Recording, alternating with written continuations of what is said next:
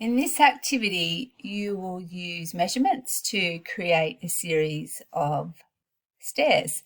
It's really important to use measurements in Fusion because when you draw your final product, unless you use measurements, the product will, when it's printed, it will be the wrong size. So to start the drawing, we click on the green plus.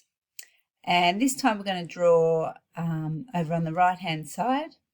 Now we always want to start at the origin as well, which is the middle of the axis. We're going to use the line tool, so click on the line tool and then we come over and click the middle of the axis. Now when I click, I'm going to drag my mouse up to create a measurement of 30 millimeters. You always need to remember that this program uses millimeters, not centimeters. So I click the middle of my axis. I haven't clicked anything else. I pull up that line. Now you'll see a text box. In the text box, you can type in 30, then press enter. At this stage, you might want to use your roller and scroll out so you can see what you're doing.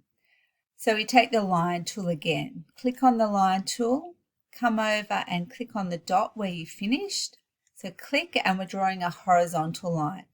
This time we want to put a measurement in of 20 millimeters. So type in 20 on your keyboard and then press enter.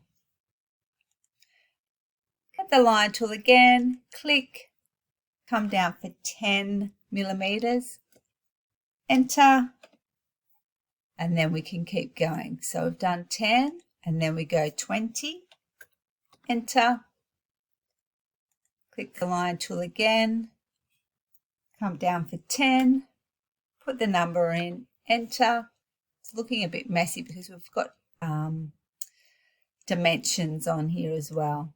Click, bring the line tool across, 20, enter.